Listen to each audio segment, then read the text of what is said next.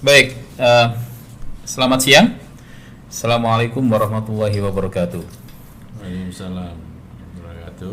Smart Student, hari ini kita akan mulai membahas tentang teori dalam hubungan internasional, khususnya adalah teori alternatif atau perspektif alternatif dalam hubungan internasional.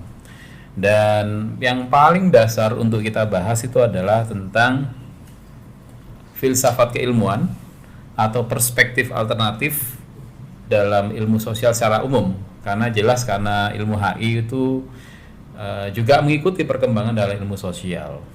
Dan Smart Student, hari ini kita menghadirkan secara khusus pengajar filsafat yang terkenal di UB, yaitu Pak Muhammad Anas.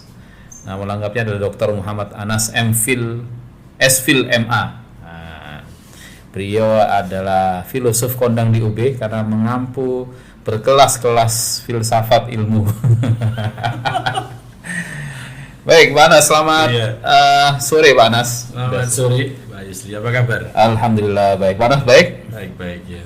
Baik, ada dua hal penting yang ingin kita diskusikan, Pak Anas, dan Pak Anas akan menjadi narasumber utama di pertemuan ini. Kita bahas dua hal penting. Pertama adalah tentang teori mainstream, teori arus utama dalam ilmu sosial, dan kritik terhadap teori arus utama atau kritik terhadap teori mainstream itu. Terus yang kedua adalah ada perdebatan yang tetap berjalan sampai hari ini, adalah perdebatan antara kaum positivis versus kaum post positivis. Bahasanya nanti lain-lain, ada yang bilang ini adalah pertarungan antara empirisis dengan interpretivis gitu. Sehingga ada yang menyebut empirisis itu disebut juga dengan nama naturalisme atau behavioralisme atau explaining. Nah, filosofinya adalah ini untuk mengontrol realitas, ada deduksi gitu. Sementara di kubu yang berbeda adalah interpretivis, yang masuk di situ juga nama lainnya seperti konstruktivisme, refleksivitisme,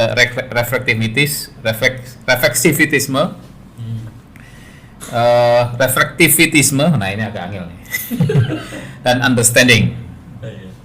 Oke, Pak Anas, bisa cerita mungkin kenapa ada teori arus utama dalam ilmu sosial dan ada teori alternatif dalam ilmu sosial? Ya, terima kasih, Pak. Mungkin kalau kita menariknya ke paradigma ilmu pengetahuan atau lebih spesifik lagi ke perdebatan di epistemologi ilmu pengetahuan, ya sebetulnya awal mulanya memang perdebatan kalangan empirisisme dengan rasionalisme ya, di sana yang cukup kuat dan mempertahankan posisi argumentasi masing-masing. Yang itu kalau kita lihat ternyata juga cukup berpengaruh dalam tradisi ilmu sosial. Betul. Meskipun di perdebatan epistemologinya itu sesungguhnya juga ditengahi juga oleh seperti Immanuel Kant tentang kritisismenya itu, dan bagaimana dia mampu menggabungkan dua pengetahuan itu yang berangkat dari pengalaman dan berangkat dari rasio, yang disebut dengan istilah sintesis a priori itu, dan menggunakan instrumen namanya akal kategori dalam manusia, yang sungguhnya itu menjadi alat untuk manusia bisa menggabungkan dua pengetahuan itu, yaitu pengalaman dan rasio itu. Berarti sintesis a priori itu adalah kombinasi antara rasio dan pengalaman. Okay. Betul. Ya.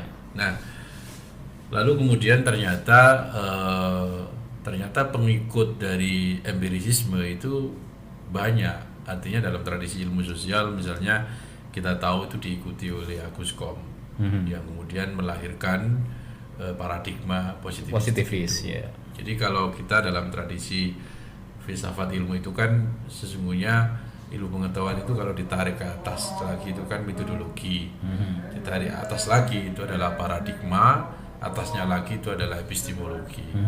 Nah, positivisme itu adalah paradigma, yang paradigma ini berakar dari empirisisme itu.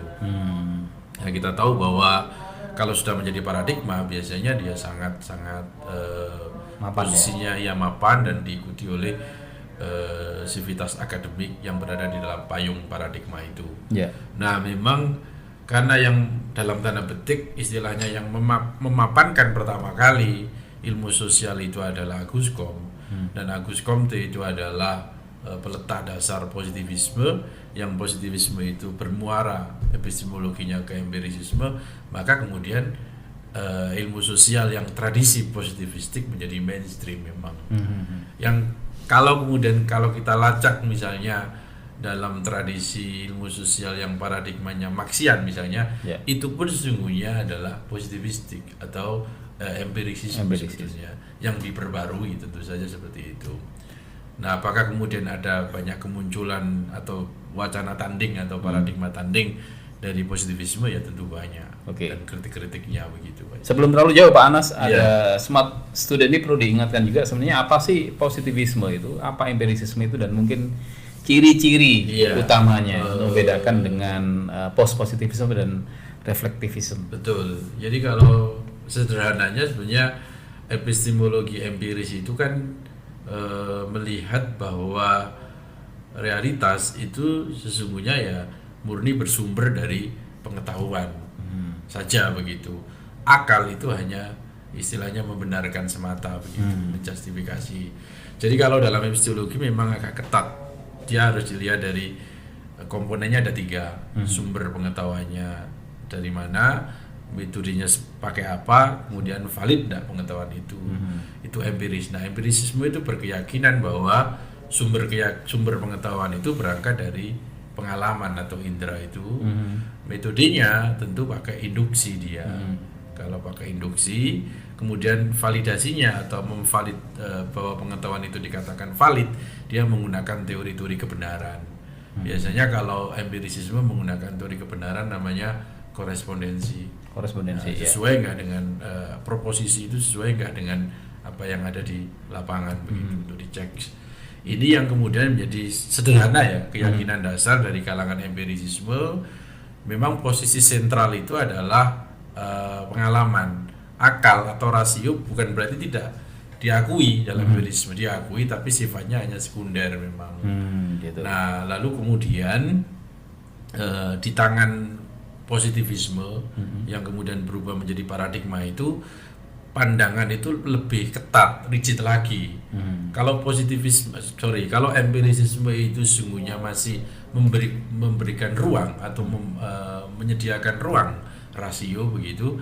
Tapi kalau positivisme itu nyaris bahwa itu menjadi satu ideologi, yang namanya positivisme itu ya harus murni bersandar pada pengalaman, proposisi-proposisi yang bersifat abstrak atau mungkin bersifat metafisik itu bukan disebut sebagai pengetahuan. Jadi ya lebih rigid lagi, Bayus, pembatasannya. Akhirnya kemudian dia menafikan agama dan sekaligus menghilangkan filsafat dalam paradigma positivistik itu. Ini yang disebut sebagai unified science karena dia mengikuti ilmu-ilmu alam. Apakah benar begitu, Pak? Nah, positivisme kemudian namanya paradigma. Biasanya ada penyanjungnya, biasanya ada pengikutnya. Pengikut positivisme itu namanya neo-positivistik itu, lingkaran Wina itu. Nah, lingkaran Wina inilah yang kemudian malah lebih rigid lagi. Dia berambisi untuk menyatukan ilmu pengetahuan itu dalam bahasa universal itu. Maka kemudian teorinya bahwa ilmu pengetahuan itu sesungguhnya semuanya, tidak peduli mau ilmu sosial, mau ilmu humanity, apalagi ilmu eksak, itu harus menggunakan bahasa yang bisa diverifikasi kebenarannya, proposisinya itu, Bayus. Kalau tidak bisa diverifikasi, ya bukan disebut sebagai ilmu pengetahuan lagi. Meskipun itu adalah sesungguhnya ilmu humanity misalnya, ya bisa gitu. Harus verifikasi. Berarti ada positivisme dan ada pengagumnya neo-positivisme. Iya, memang itu. Jadi apa yang membedakan positivisme dengan para pengagumnya nih, neo-positivisme? Ya, itu tadi. Positivisme sekali lagi tidak terlalu ekstrim. Dia mengakui masih ada peluang-peluang bahwa misalnya kebenaran bisa saja atau pengetahuan itu bisa saja muncul dari rahim agama atau mungkin dari pengalaman subjektif gitu ya, taruhlah begitu. Tapi dalam positivisme ngeri lagi gitu. Lebih kaku lagi. Gitu. Ini fundamentalisnya kaum positivis.